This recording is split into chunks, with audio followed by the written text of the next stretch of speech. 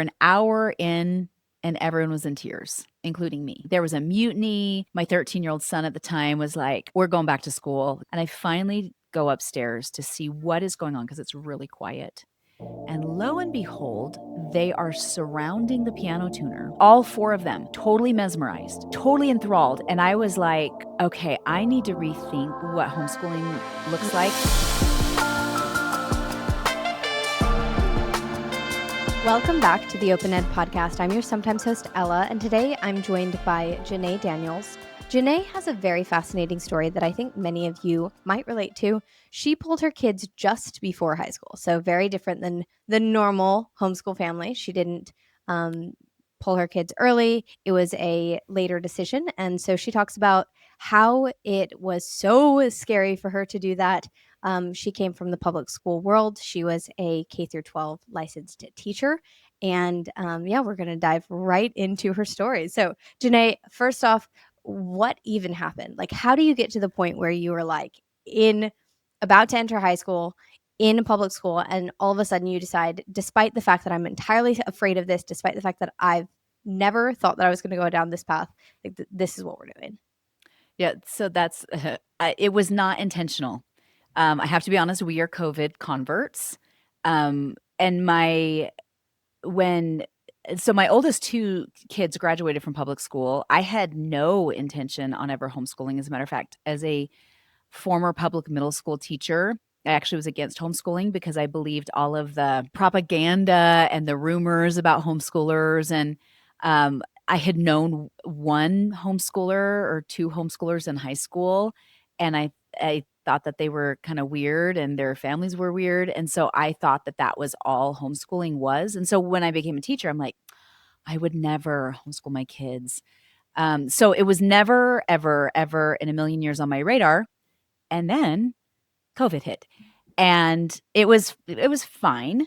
The end of the school year in 2020 was okay. I felt bad for the teachers because I knew that they were struggling, trying to do online classes that they were not set up to do, and they had their kids at home. I remember one of my kids' teachers was in the middle of her like lesson with my child, and then all of a sudden you hear screaming in the background like, "Mom, mom, this happened!" And then a child comes running in front of the computer, and she's like, "I'm sorry, just a minute, kids."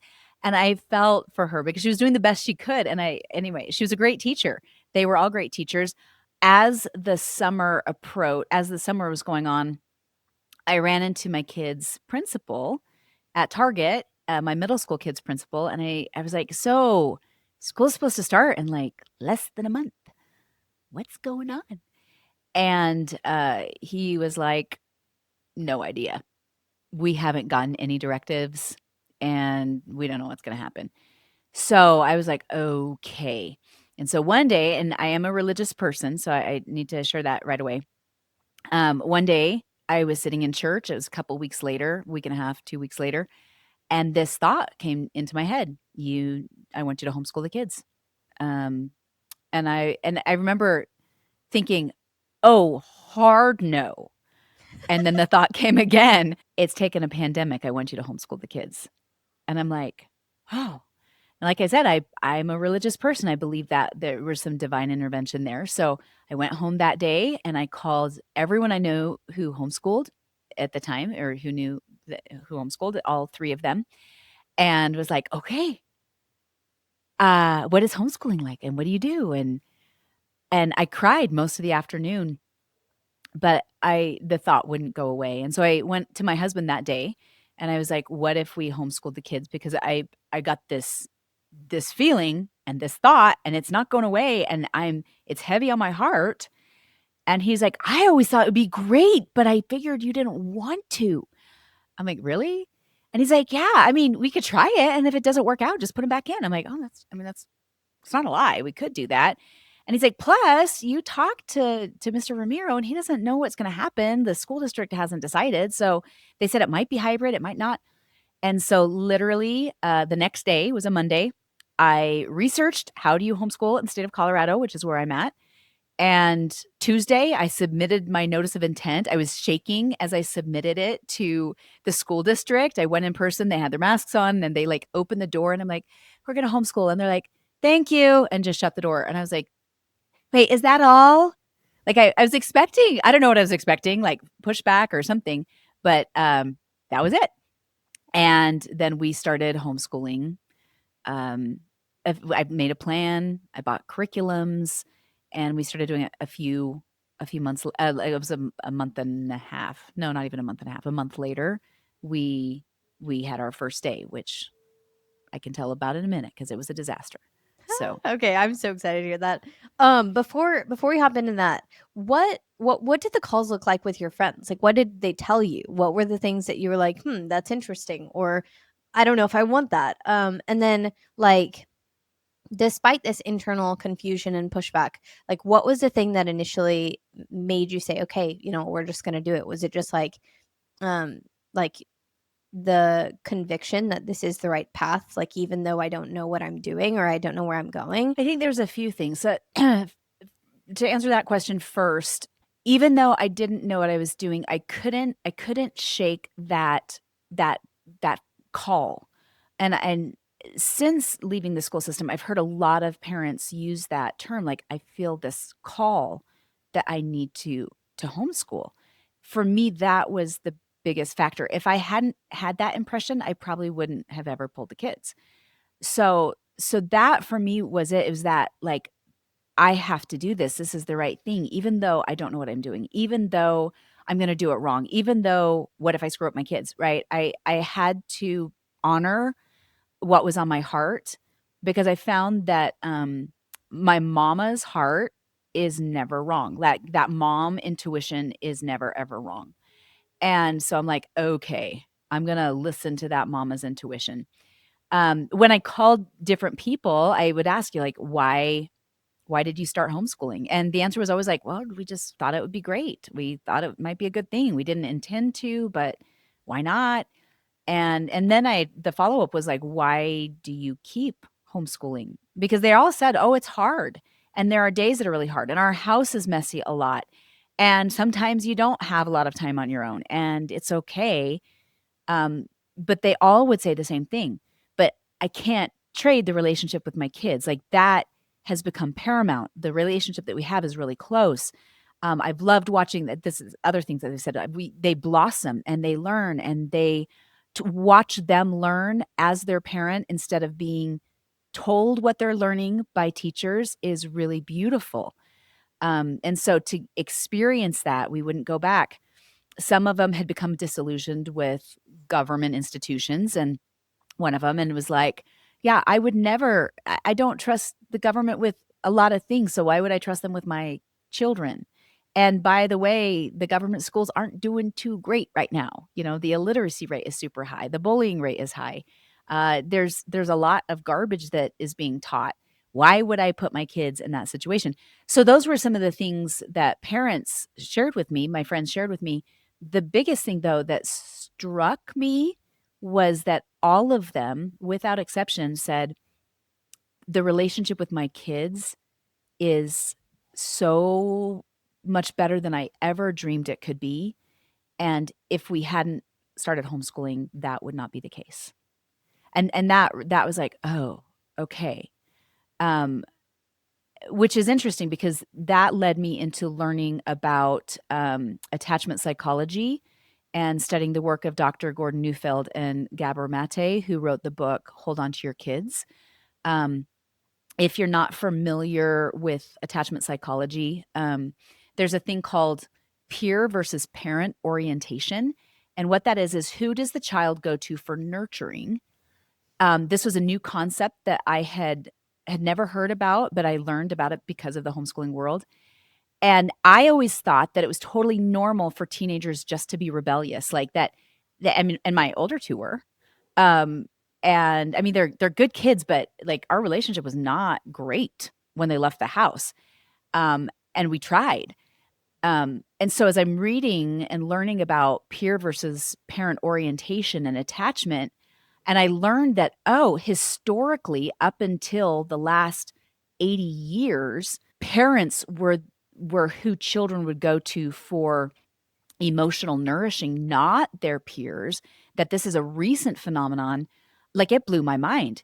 And so for me, I as I delved into attachment psychology and peer versus parent orientation and realizing, oh, kids historically were not always rebellious. Like that's a new phenomenon. And our school system has played into that because they're separated from their parents for so long, from such a young age, 16,000 hours throughout their lifetime, throughout their formative years, you know, that blew me away. And I was like, okay, um, the relationship that my kids will be attached to me. They will be oriented to me. That's the natural order of things. So I just went off on a little tangent there. No, I think that's so fascinating. I I asked a homeschool kid, actually, I think she's like 12, 13, what her favorite thing about homeschooling is and what her favorite thing about being homeschooled is. She was homeschooled for her whole life. And she actually told me that she's watched a lot of her friends. So she plays club volleyball, and she watched a lot of her friends and it has watched how her friends and their parents interact with each other, and Mhm. how they don't have as close of a relationship with their kids as she does with her mom and her parents and her family. And she's like, honestly, the thing that I love most is how much time we spend together, because I Yeah. see all these kids and and she's even aware of this as a 12-year-old, Yeah. just watching all of her Wow. friends and the ways that they interact with their parents and the ways that they talk to them and trust them, and how they're influenced by them. And she was just like, they don't really spend that much time together. Like they don't know each other well. They haven't developed their relationships a ton. Um, and I think it's become something that we just kind of accept. Like, oh, Right. the Right. world is busy. Like your parents they're there as much as they possibly can be, and mom's the one that is making you dinner, and mom's the one that's tucking you into bed at night, and mom's the one that is doing all these things, right? But like there's this aspect of like nurture, as you were saying, that kids don't fully understand, that mom is away, or like that dad is away for Mhm. these purposes. Like they don't fully understand. They just know whenever Right. mom's there or mom's not there, right? Like, Right. and so I think that's really fascinating to me, this like this question of um how important is it to just be present, like it's not Yeah. even necessarily that you need to be the one that's like talking to them 24/7, or like even even homeschoolers, there's a variety of ways that people homeschool, right? So like Right. Right. you can do like online classes, and you can do all these maybe co-ops, and like you can bring in a ton of different things, but what is the proximity, right? And like is there a lot of just like lag time? Like I'm absolutely the closest with my dad, Mhm. period, hands down. Right. But it's because he and I spent about 4 hours in the car every single weekend together, traveling between things all the time. And so like we would just talk, right? Like whenever you are together over time, it just like kind of builds trust. It just kind of like creates a familiarity. What is your thought on like why do you think that this has become so just normal, I guess, for people not to be together often? Well, and this is something that they talk about in the book, that we do see. So I used to love the public school system. And I say school system, not public education, because I believe every child has a right to be educated, right?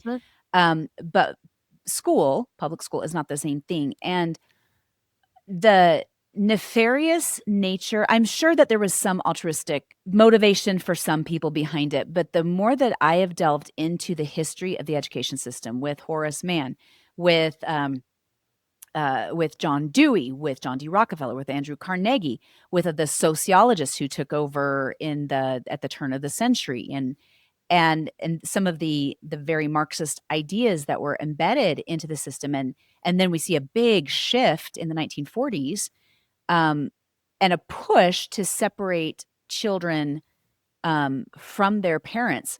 Oh shoot, I don't have it in front of me, but there is a quote, and I think it was Cubberley, who talks about like Cubberley was the dean of the Stanford School for Education, and he essentially the the gist of the quote, because I don't have it in front of me, I didn't plan on bringing it, but was that the more that they can separate the kids from the parents, the more that the kids will rely more and more on the government, and the government would have more power in the child's life.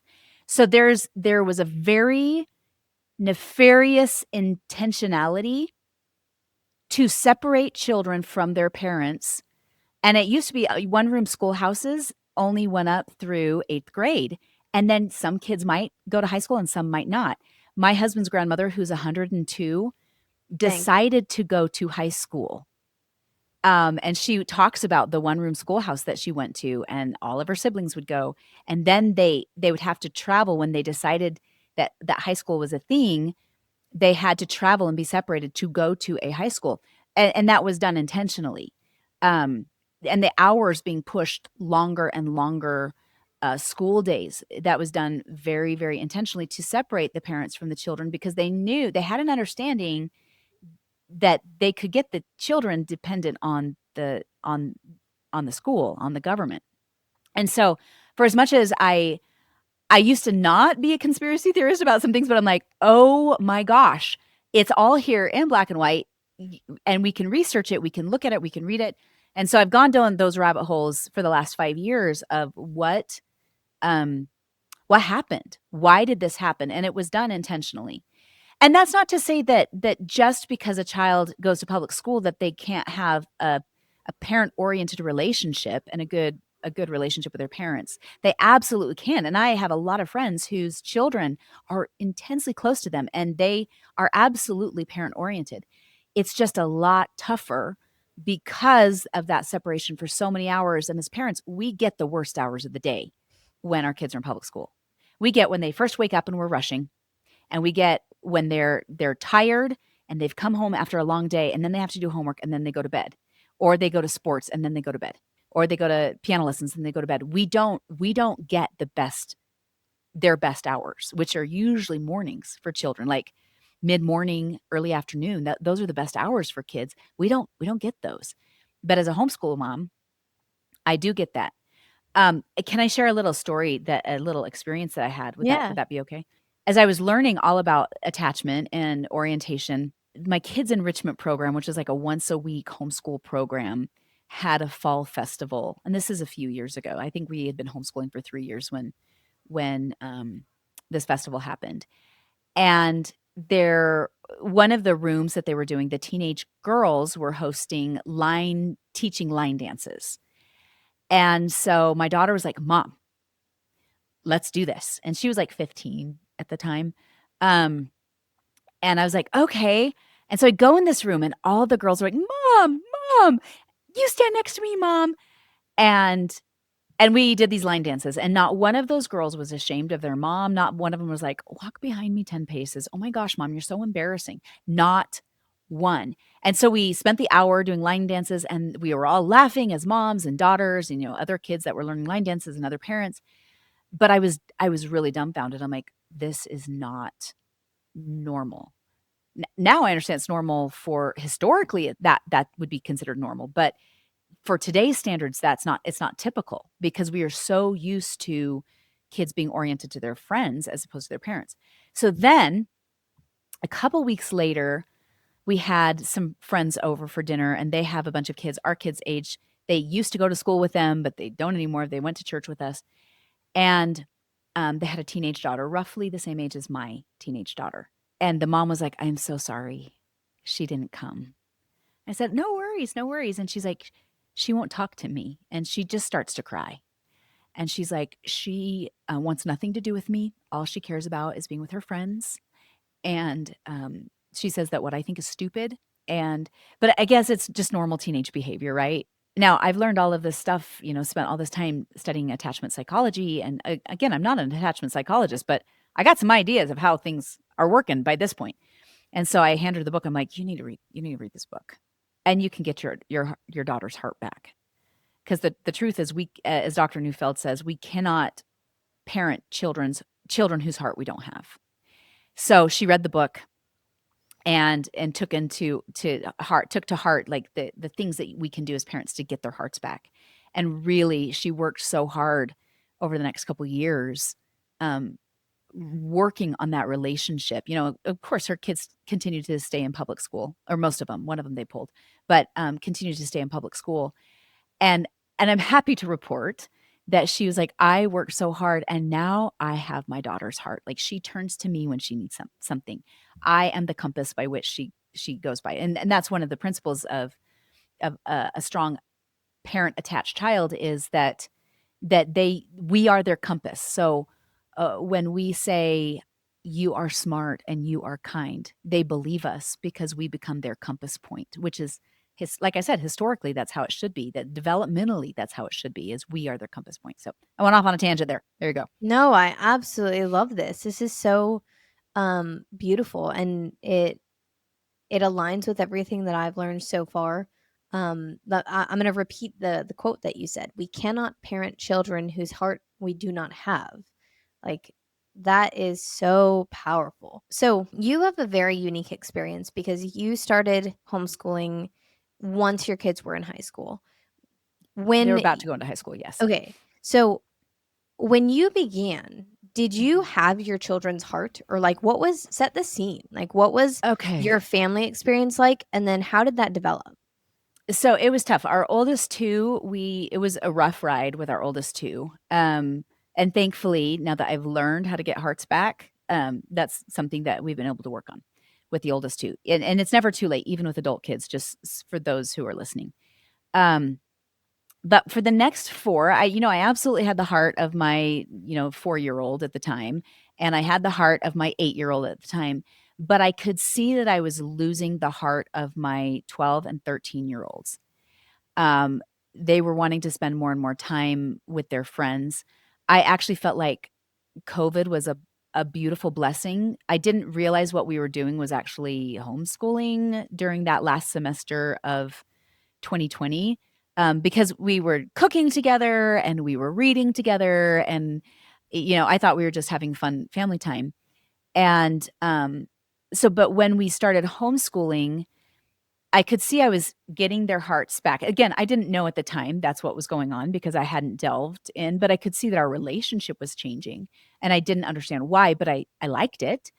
Um, but our to set the stage of our first week of homeschooling specifically, I was still in a very public school teacher mindset. Okay, I have to cover all of the subjects every day, all of the time. I need to make sure that they're in the books, I've got all the textbooks. I spent an obscene amount of money on curriculums that I ended up not using most of them. Um, we didn't deschool. If for those that are new to homeschooling or new to the homeschooling world, that's an actual thing. It's the process of adjustment. Moving into homeschooling, we didn't do that. I didn't know about it, but I had planned a very structured day with all these curriculums to hit everything. And I was scared to death because I was not a math teacher, I was not a science teacher, but I figured I could figure it out, or I would outsource if I needed to, or but I'd make sure that they hit all of the things all the time. So the first day comes, and I'm so excited because I was ready, I thought. And I had the schedule typed out in great detail. And so we started, and we're an hour in, and everyone was in tears, including me. I mean, Oh we're my god. talking, there was a mutiny. My 13-year-old son at the time was like, "We're going back to school. Just put us back." And I'm like, "Yeah, I'm going to tomorrow. This is awful." Because I would try to wrangle them and I tried to teach them as a teacher, but I'm their mom. And so they were like, it was just, I mean, conflict. And so uh it was about an hour and a half in. We're all crying. The kids are mad. I'm yelling. I've got snot all over because I've been crying so hard. And there's a knock at the door. And I had totally forgot that the piano tuner was coming to tune the piano. So I go upstairs, and I'm like, I'm going to let him in and you guys start reading your lesson. Oh my gosh. Like, it's in there. Just read it. And so I go upstairs and I open the door and I was like, "Here, piano tuner, here is the piano." And he's like, "Thank you." I'm like, "I will be downstairs with my children homeschooling because we're homeschoolers, but maybe not till tomorrow. That might change." So I go back downstairs and the kids are just sitting there. They're not wanting to do anything. Anyway. So one by one, they make their way upstairs until I'm left completely alone in the basement by myself. And I finally go upstairs to see what is going on because it's really quiet. And lo and behold, they are surrounding the piano tuner, totally, all four of them, totally mesmerized, totally enthralled. And he like takes a tuning fork and he's like, ding. You see the sound frequencies, or da, da, da, da, da, and they're like, and then he's like, and if I play and the mallet hits the string, da da da, and the geometry behind the octaves or da, da, da, and I'm sitting there dumbfounded because then I'm like, my kids are asking like thoughtful, deep questions, and I'm like, where did that come from? And part of me was like, oh no, you need to get downstairs and learn stuff. Like I am supposed to teach you, and you're going to be learning stuff because I have the books and we need to learn stuff in the books. And then the other part of me went, what beauty is happening here? And so I sat there and I kid you not, Ella, for 2 hours, they watched him tune the piano and he loved the audience. He was Uh-huh. having a great time. He's explaining everything and he plays for them and they're asking all these questions for 2 hours. He had their complete and full attention. And I was like, okay, I need to rethink what homeschooling Mm. looks like and I need to rethink education. And so I decided that we were going to deschool. I put away all of the curriculums except for the math, reading, and writing. That was it. Everything else I put away, and I had all the subjects, and then some. I even had composer study, which anyway. So I put that away, and then I just decided, okay, for the next several months, we're just going to focus on reading, writing, math, and then we're going to read aloud together, and we're going to spend a lot of time in nature. And I'm just going to try to just relax things and try to figure out what I believe about education, because that was a major shift for me. Like that singular moment was a major shift of what could and should education actually look like. So over the next several months, my kids had so much free time because it took us like an hour to get through reading, writing, and math. And they would zip through it. My almost high schooler was like, Mom, I am able to get done in a few minutes what it would take my class weeks to get through. This is amazing. And so what ended up happening is my son picks up a guitar. His brother had left his guitar and starts watching YouTube videos and learns how to play the guitar really well. And I'm like, what? What in the world? And my 8-year-old starts to play the piano. Now he had piano lessons, but we stopped because the piano teacher, he wouldn't practice. And so he learns he learned Beethoven's Moonlight Sonata third movement from watching YouTube. And then his piano teacher saw him at church and was like, how did you learn that? And he's like, from YouTube. She's like, and your form is correct. Oh my gosh. My daughter starts reading and reading and reading, and she starts devouring every book she can get her hands on. And I see this love of learning come back, which I had watched kind of disappear. That they would dread, like, oh, I've got to do my homework. Oh, I've got to do this. Oh, I've got to go to school. Well, now they're like, oh, I've got to work on this thing, or I'm looking up this on YouTube, or I'm doing this. So several months goes by. It's about March. We started in August, and my daughter, I noticed like she'll come down, and we have quite an extensive little library at home, and she's reading all these books about World War II. And I had purchased some for Christmas for her, like that was her gift, was all these historical fiction books. So she's devouring them. And she picked up The Diary of Anne Frank, which is not historical fiction. And as she's reading it, she comes downstairs and she's sobbing. And I'm like, what's going on? And she's like, she was real, Mom. This happened and she was real. And I'm kind of nervous, Mom, because I was watching that people are being censored. That's what the Nazis did. And so she's starting to make real world connections that I did not help her with. I'm not that smart, right? And I'm like, what in the world?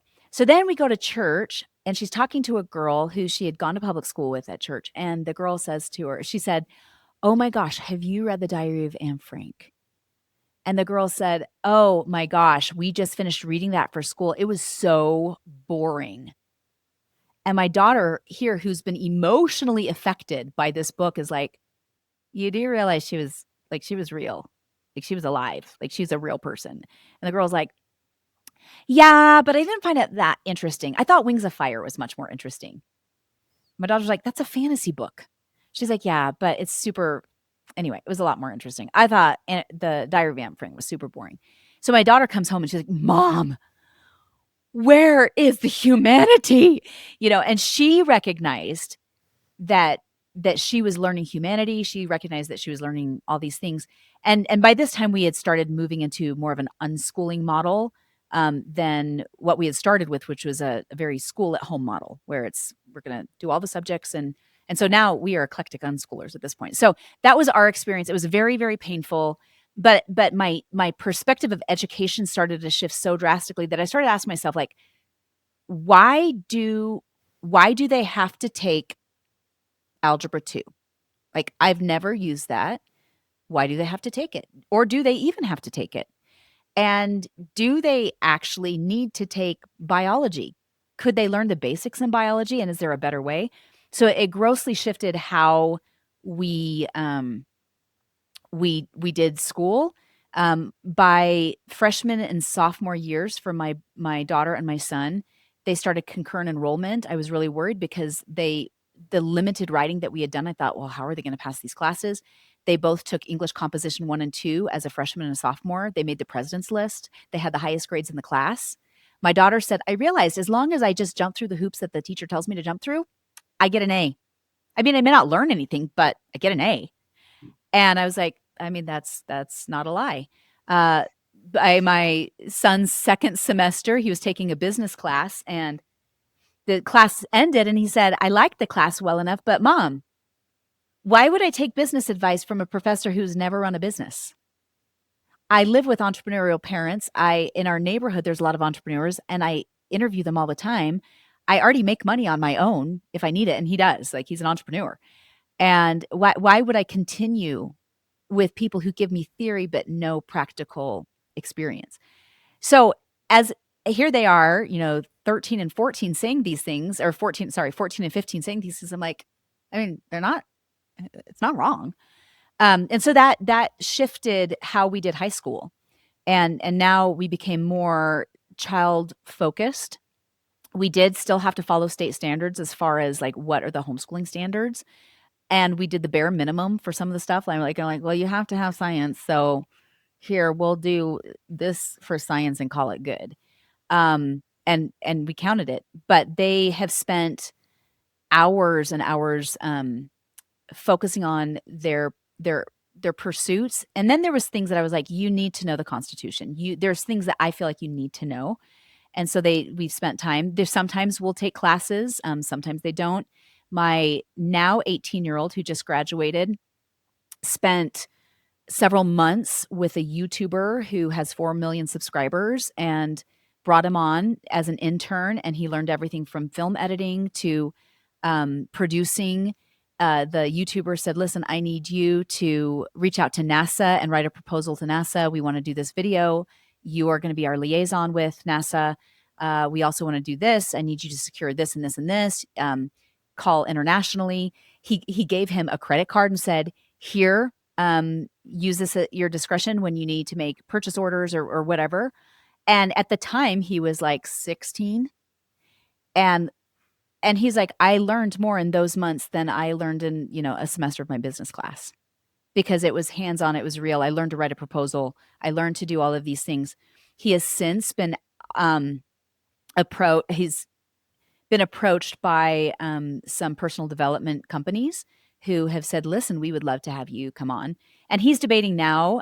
He'll be gone for the next 2 years doing service as a missionary. But then when he comes home, he's already been told, like, "Hey, keep in contact with us. You have a job if you want it." And he said, "In 2 years, I may change my mind, but I'm keeping my doors open." And so here I was so worried, like, oh my gosh, I'm going to screw them up. And I don't know what I'm doing for high school. And I don't know anything about math. And all the things. They figure things out. And and they move forward. He never finished Algebra 2, and yet when he tested for the college, he tested out of it, but he's never taken it. He finished algebra. He never, I don't think, took geometry, but again, tested out of it. He's taken business math. He's taken personal finances. He's taken stuff that he felt and that we also felt as parents that he would need. He's learned to do taxes.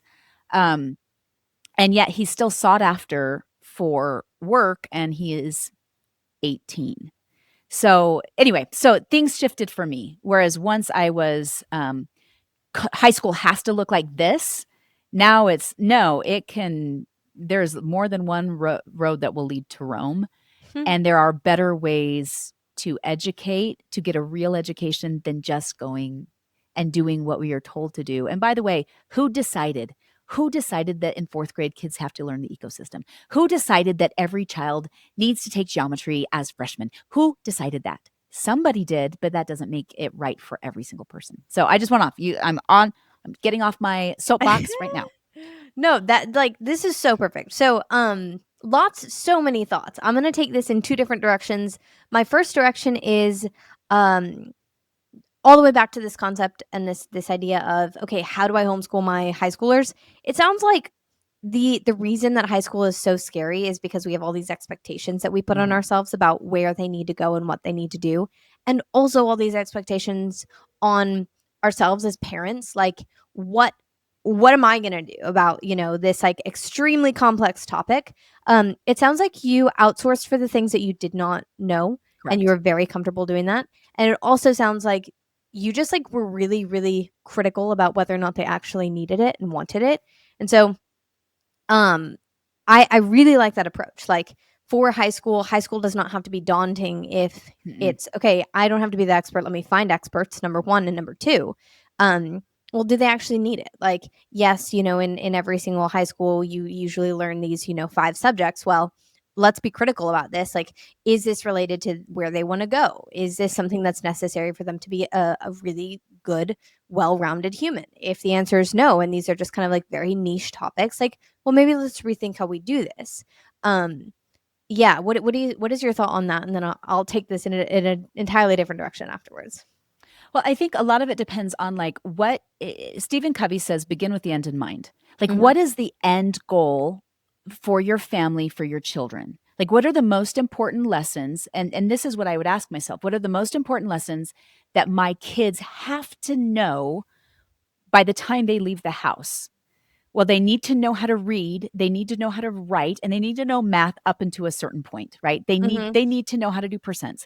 They need to know basic geometry and algebra. They need to. I don't care if they ever learn the slope intercept formula. I don't. Now, if a child's really geared mathematically and they love it, my 13-year-old is finishing geometry. He's already finished algebra and geometry. He and he's almost done with geometry, and he because he loves math.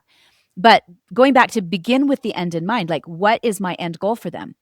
Is it college? It might be. So we need to make sure that we have the doors open, so that if they do want to apply to a university, that they can. Again, uh, lots of roads lead to Rome, Mm-hmm. and so I've seen. Yes. Okay. I I interviewed a guy just yesterday who is a former Harvard professor who was a high school dropout, ended up going to a college that accepted everybody, ends up graduating with honors, the top honors student at the college, and goes to Harvard for his PhD, right? Society would say by all standards he was going to be a failure, and yet he found a different road. So if we go and go, okay, what's our end goal? Maybe the child is really loves the trades. Like, how do we prepare them, and what do we need to do for them to be in the trades? My 13-year-old actually informed us that he wants to be a plumber because after doing research with AI, he realized that's a job that AI cannot take over anytime soon. So he said, I've decided I don't want to go to college. I want to be a plumber. Well, today he is in his construction academy class learning the trades. And by the time he graduates, he will have certified enough that he can jump into an apprenticeship with plumbing. And so if we look at that as parents, go, what is our end goal? I want them to be good people. I want them to know, I want them to still love learning. I want them to know how to read, how to communicate via written word effectively. I need to know that how they need to know how to do math or taxes, right? We use our end goal as the what gives us the pathway that we end up Mm-hmm. taking, if that makes sense. Like the end goal becomes the driving light, that guiding light of how we're going to do things. And so as I realized, like my daughter, totally not mathematically minded, she can do math to a certain point, right? And she does it fine, but she's more driven to the arts and she's more driven to design. And so we do fix and flips once a summer, and she's heavily involved in the flips. So we're doing one right now that's about to go on the market. And she's been heavily involved in the design work of that flip and in helping with it. And so as you're designing your high schoolers path, you have to look at what are their strengths, what are they interested in, and then what are your end goals as a family and as parents. And then you go from there. And it doesn't have to look like the public school system at all. It doesn't. So I love this, and I love the emphasis on what are the doors you want to keep open. So, like I was talking to my youngest brother, and he's trying to make all these decisions about his life and where he's going, and he was trying to decide where he was going next, and there was this really easy option in front of him, and there was a harder option in front of him. But the easy option would have locked him into about 5 years of a contract, and hmm. I was like, you are 18 years old. I was like, right now, something very, very important for you to value is actually freedom and flexibility. And you need to really consider heavily what that means for you to be locked into a long term contract. Hmm. You do It's not wise. know where you're going in the next year. You don't even know what the next 3 years are going to look like for your life. So, really ask yourself before you close doors for yourself what doors you want to keep open. And I think that's exactly what you're saying. Like, in this high school period, it's more about opening doors than anything else. It's like, Right. okay, what can we create a path for? Um, and as you as you progress, as you decide what you like and what you don't like, as you get deeper into things, whether it's like an internship or an apprenticeship, and you recognize that there are like particularities about yourself, like you really like this thing, but you really don't like this thing. The more doors that are open, the more opportunities you have to course correct even just a little bit. Um, yeah, so that totally resonated with me. For the rest of the conversation, I want to steer this I guess topic that we're talking about, which is um young adults and high schoolers and homeschooling more toward actually family culture, because it sounds like you and your family have a very unique culture. I've I've experienced the difficulty, right, of families getting their high schoolers bought in, right? Like your high schooler Hmm. will sit there, they'll do some stuff, but like they're not bought in to laying out this plan for even being a plumber, or like laying out this plan for um or even just committing to like the where I'm going to make a plan to get all these skills to work for this YouTuber to do these. Like most kids are not doing that, right? Hmm. And then even further back, you were mentioning that like at the beginning of your homeschooling, your kids were just picking up their guitar and they were just picking up the piano.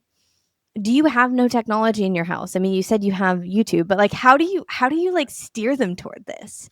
Oh, okay. So this is a really good question. And I actually talk with a lot of young adults in college about like finding what their interests are and how do they pursue that, because I think that there's a dilemma in that the young adults today are really floundering, going, I don't know what I want to do. I'm just spending this Mhm. money in college and I don't know if this is what I want to do with my life. So it's a problem.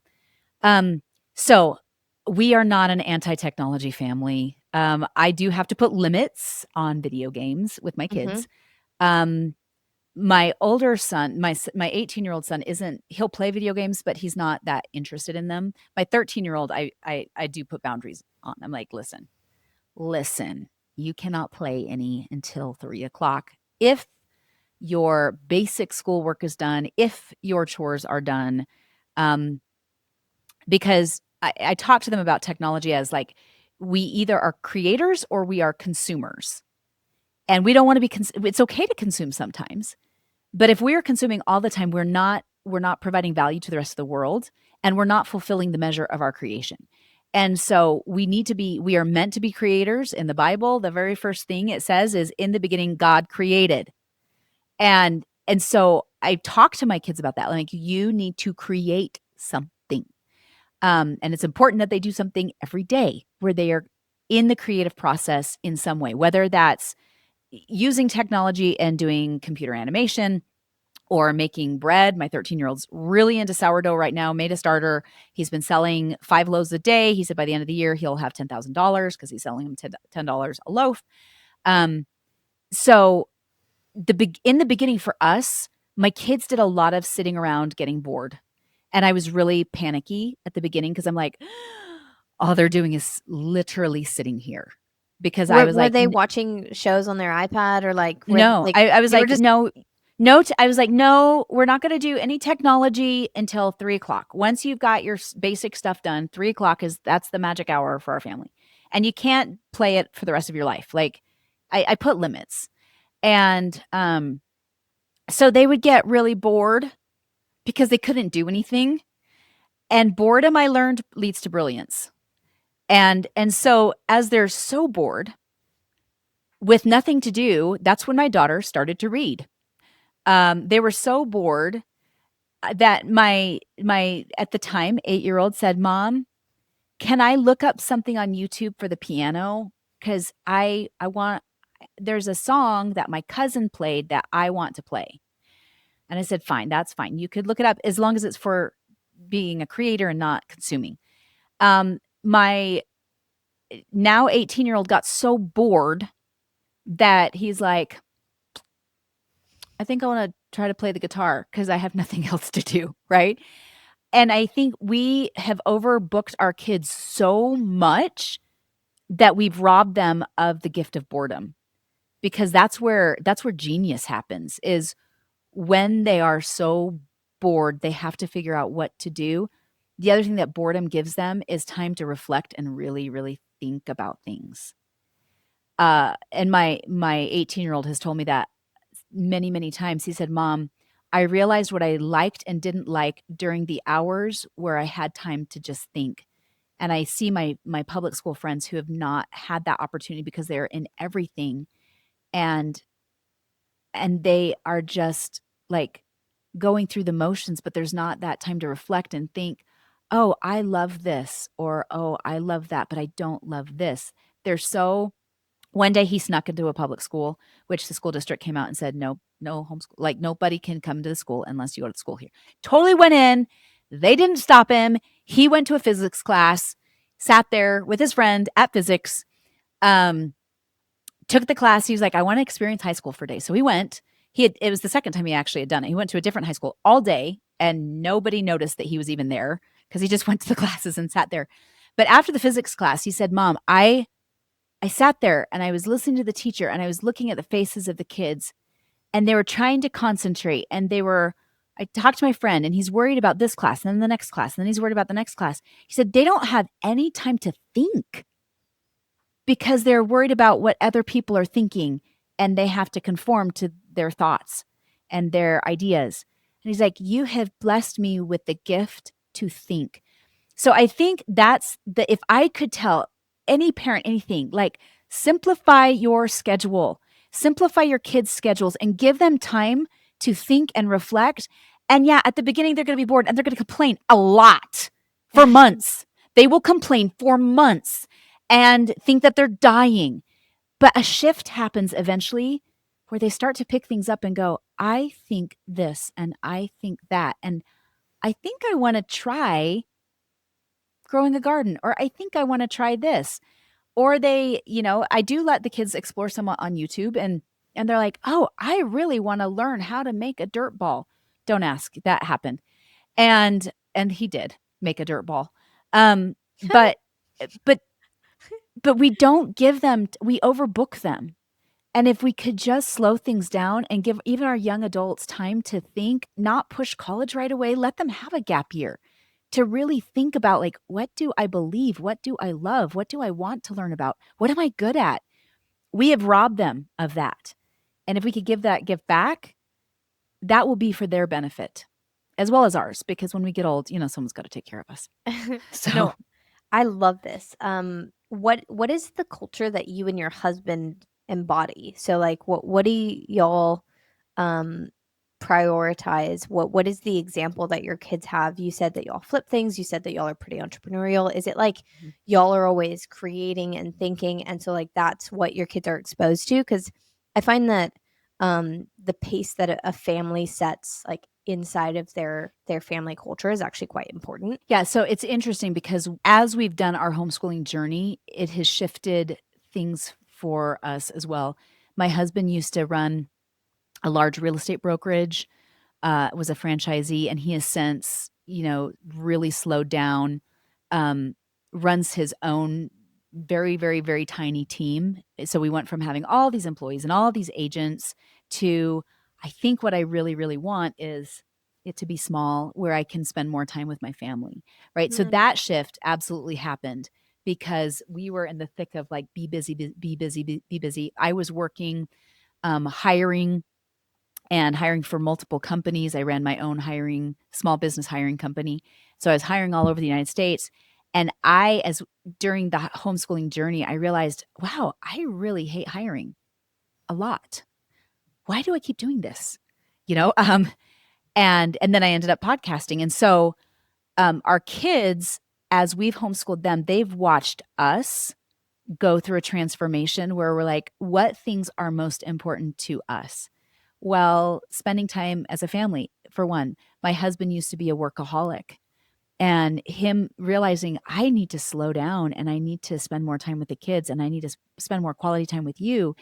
And I need to take time for myself too, because he wasn't. I mean, he was working 7 days a week. He'd try to take Sundays off, but in real estate, that doesn't really happen. And now, like going, oh, I don't need to have this gargantuan um, real estate brokerage. Like this is somebody else's dream. This is not my dream. And so for us, um, we have transformed over the last 5 years and really, really slowed things down. Are we still busy? Yeah. I mean, we're still busy. We still drive kids to their different enrichment programs. They each have an enrichment program they go to. And sometimes they take classes, sometimes they don't. I cut out sports a lot. Like my kids will take tennis lessons or golf lessons.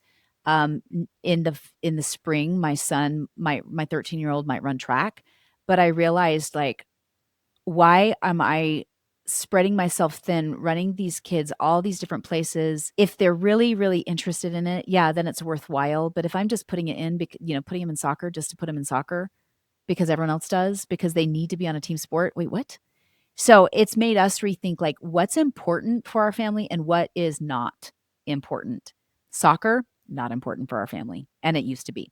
T-ball, also not important. All my kids were in that for a long time. And I learned that we have to slow down and we have to slow way, way, way, way down. So that's paramount as far as our family culture goes, is like, okay, what's the most important things? We do expect our kids to work hard and do their chores and contribute to the family.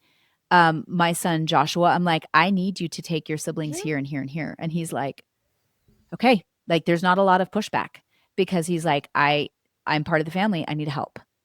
So, so we do push that. Like if you're going to do work, you're going to work hard and you're going to put your name on it or don't do it at all. So that's become important for our family. But I think the biggest thing for us is like, we as parents have to slow down. And the things that we thought were important are actually not that important. Like being a workaholic, that is just going to give you a heart attack. So I don't know if that answered the question, but So that's it what we've sounds like learned. there's this emphasis on like creating, but not pursuing things for either pride or like some other reason, like greed or like these things that you want or like the world will tell you you want this bigger house, you want this Yeah. bigger, title, you want to be able to look at your friends and say like I have all these things. And it sounds like for you and your husband especially, like y'all have gained a lot of clarity. So you do your podcast because you're creating in a way that is mission aligned. And it sounds like Right. for him, he's doing things that make him excited and like motivate him and get Yeah. him creating, but not to the extent that it is compromising on a different value. And it's interesting that you say all that because you said that y'all are not moving that fast, but to everybody else that's listening, probably y'all are moving so quickly. Like, your son's doing this awesome internship with this awesome person. Your other son is preparing for his future, your daughter also. And like, it sounds like you'll have a lot going on. But it sounds like it is very, It's intentional. yeah, thoughtful, thought out. Right. Yeah. So, as I mentioned before, we tried to eliminate the unessential. Have you ever read the book Essentialism by Greg McKeown? I actually met him once. Yeah, he and I worked together in college. Really? So, yeah, kind of crazy. Hi, Greg. That book resonated with me. It took my husband a long time to come around to that book, but there is truth to this minimalist, essential principle. And I'm not a minimalist, by the way. If you look at my house, you'll be like, I'm trying to be, but I'm not even close to it Yeah. at all. You look at my house and you're like, oh yeah, you are not a minimalist. But I think I don't know, our values just changed. And so for other people, yeah, it might seem like we go fast, but it's actually not, it's not that fast. We just focus on fewer things as opposed to being a jack of all trades and a master of none. We focus on just a few things instead of everything. Fitness has been really important to my husband and I. That was one thing that shifted too. In the last 2 years, I've lost 100 pounds. It's taken me 2 Wow. years to do it. My husband has lost, I think, 30 pounds and started strength training. Our values shifted. We realized, oh, we need to focus more on family. We need to focus more on our health so that we're around longer as our parents' health is not good, you know? And so we just do less, but we try to do it well. Wow. Do less, but do it well and slow it Yeah, down. I think that like I am consistently convicted by this. I just need to kind of put it into practice because it's really hard. Whenever you have all these inputs and distractions, and that's probably another symptom of the consumerism mindset is like, okay, if I'm always watching something or listening to something or having all these inputs, like I'm being influenced, and like Mhm. just making sure that the things that you're being influenced by are really good Yes. and align with your values is important. But I think essentialism and just like what do we need? What do we value? Like, are we Yeah. living in accordance with that? And And what kids do are we very, want?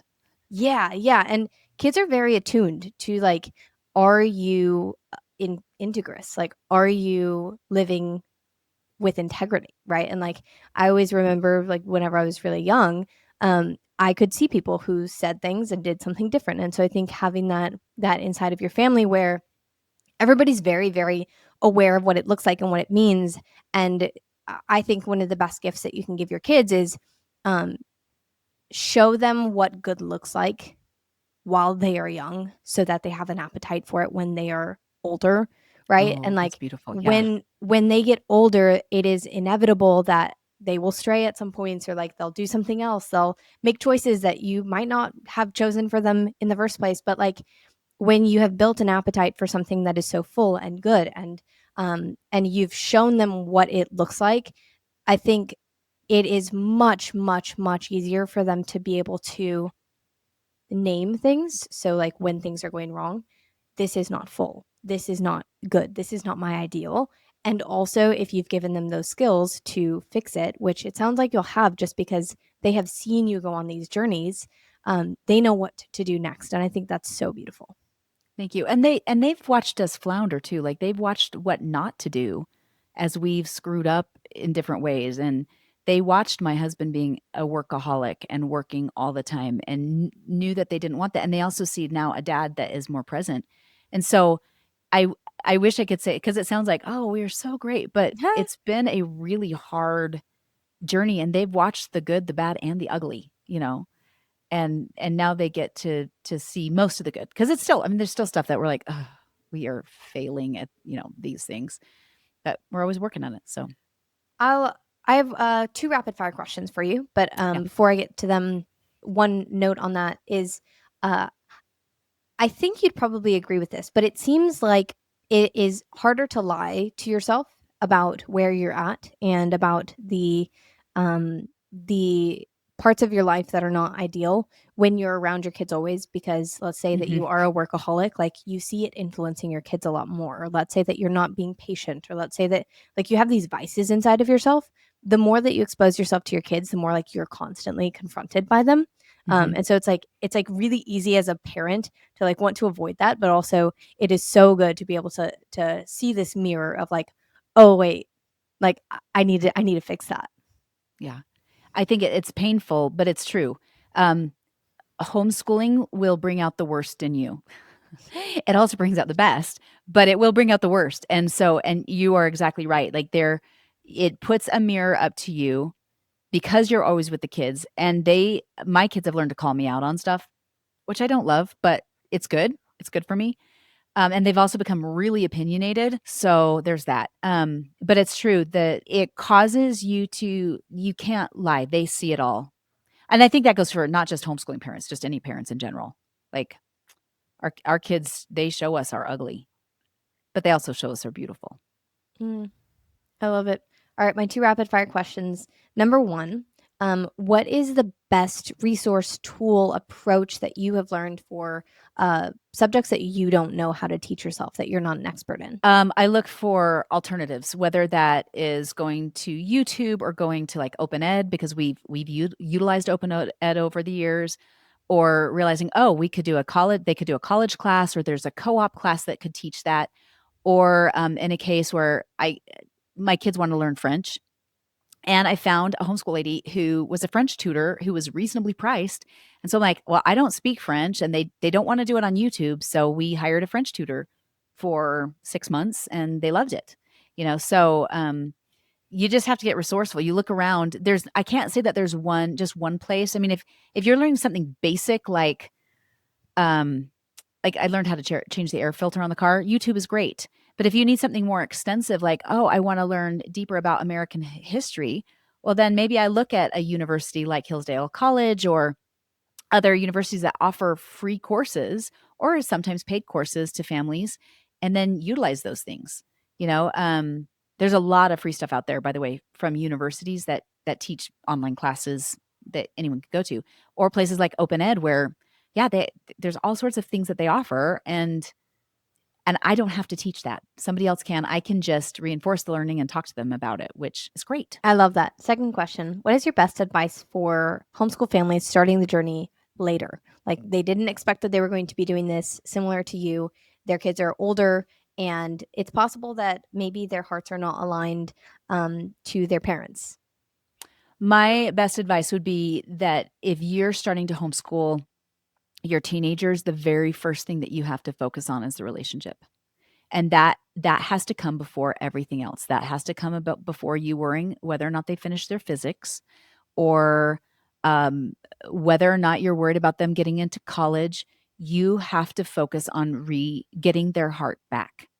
And it is a long process and it's a painful process as a parent. And there's a lot of rejection.